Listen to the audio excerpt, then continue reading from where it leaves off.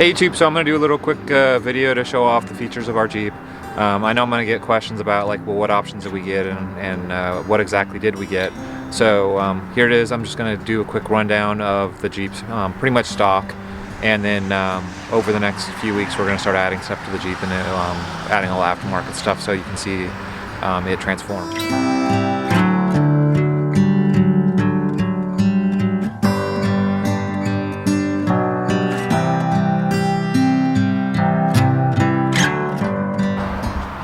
So first off, we did not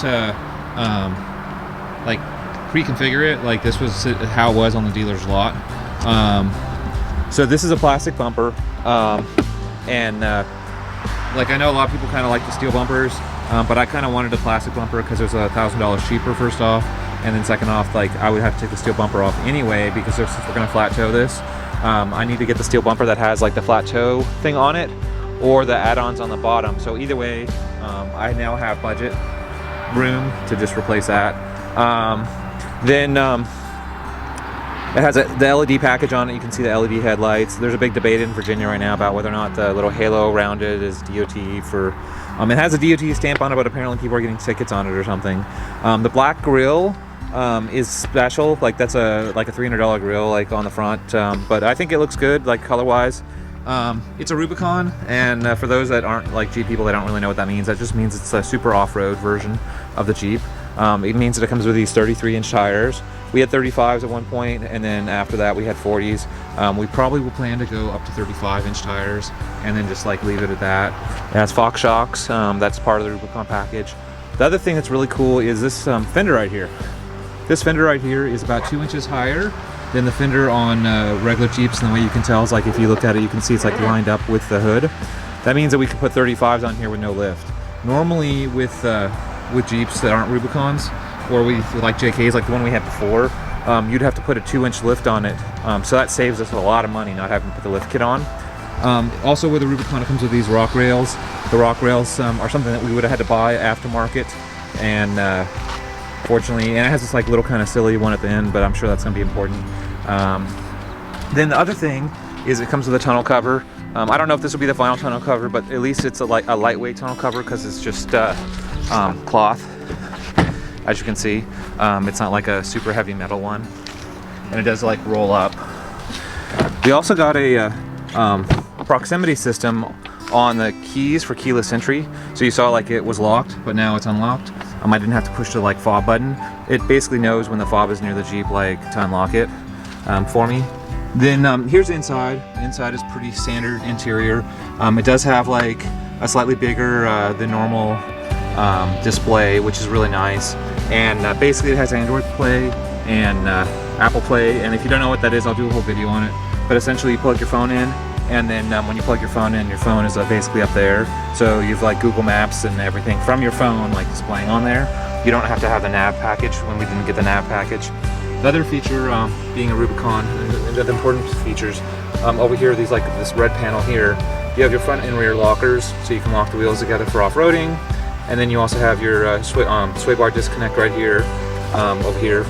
And then you have like Off-Road Plus, which I was kind of reading about. I don't need to play with that a little bit. And then this was another option that I'm happy that we got that is not normal. These are aux switches, and so basically there are 4 wires up there in the front near the battery, and there's 2 of them that are like apparently high voltage and 2 of them that are low voltage, and it just means like the size of the fuse and the size of the wiring, and you can hook up to it to lights and stuff, so I don't have to get it like an S-Pod or anything. I can just push buttons here and then like turn on accessories and stuff, so that's kind of cool. So that's another feature. Then we got the hardtop, and you saw us driving around with it, but it's kind of wet outside. So this is a Freedom Top. It comes apart in 2 pieces, and you can see here, basically, if you want to take it off, like you just like flip this latch up here. If I can get the lighting to work with me, and then after you flip the latch, you turn these little knobs. There's a couple of them, and then the whole thing comes off. Then the other thing is you'll notice that this is black. There's a headliner up here that is not normally here. The headliner makes this top like super quiet. Most of the Jeeps, so we drove another hardtop on that, and it was like a lot louder. This hardtop liner is like really nice. I didn't think I was gonna like it at first. I didn't think that like it was gonna be necessary, but the hard liner at the top makes a humongous difference on road noise and everything. So then it also has the tow package on it. The tow package on it gives you your trailer hitch and everything. Also being a Rubicon, it means that it has like the 4-to-1 transfer case on it. Let me actually unlock the rest of the doors. And then and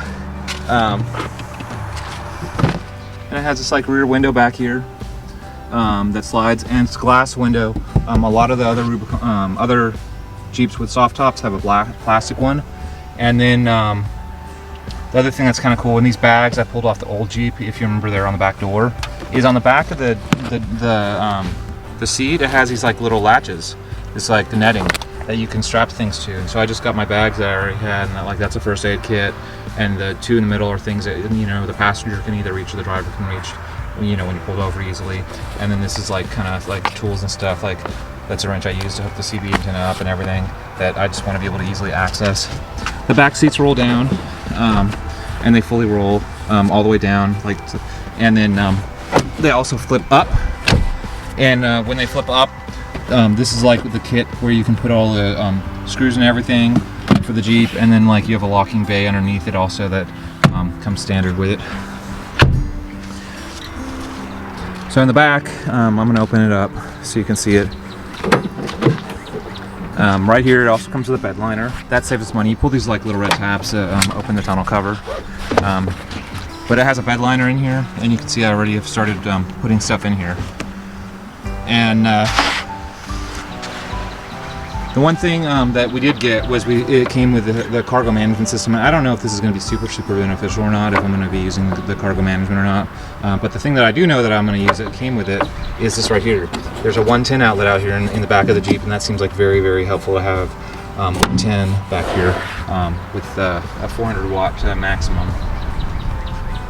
So there's also the bed liner. Some of them didn't have bed liners, and I really like the spray and bed liner. And this was like one of the things I kind of discovered, a place to put the Max Tracks. They fit perfectly in the back of the bed, and then I'm just using one of these like little Home Depot extension things that I might do a review of to hold them in place. So now they're, you know, nice and secure, and they're not going to go anywhere. And I basically still have the whole bed, and I don't have like the Max Tracks like taking up all the space. I don't use them very often, but they are nice to have, you know, when you do need them, especially like in sand and everything. So that's a basic kind of walkthrough of our new Jeep that we got. If anybody has any questions about like what the interior looks like, or what features, we did not get the adaptive cruise control. That was not with this model. We probably would have got it if like they had it on the one that like I wanted, but it wasn't there, so we don't have adaptive cruise control. But that's fine, because the plan in the end, like I said, is to get the Outlaw and then like tow this behind the Outlaw, and then we would just be driving around in the motorhome, and then this would be the tow behind. So for the next year or two, while we're traveling around in our little travel trailer, we might notice a difference in regular cruise versus the adaptive cruise, which just means that it automatically changes speed based on the traffic in front of you. But other than that, like, we're like really pleased with it. And these hoops here are to hoop the dog. So we will see you around.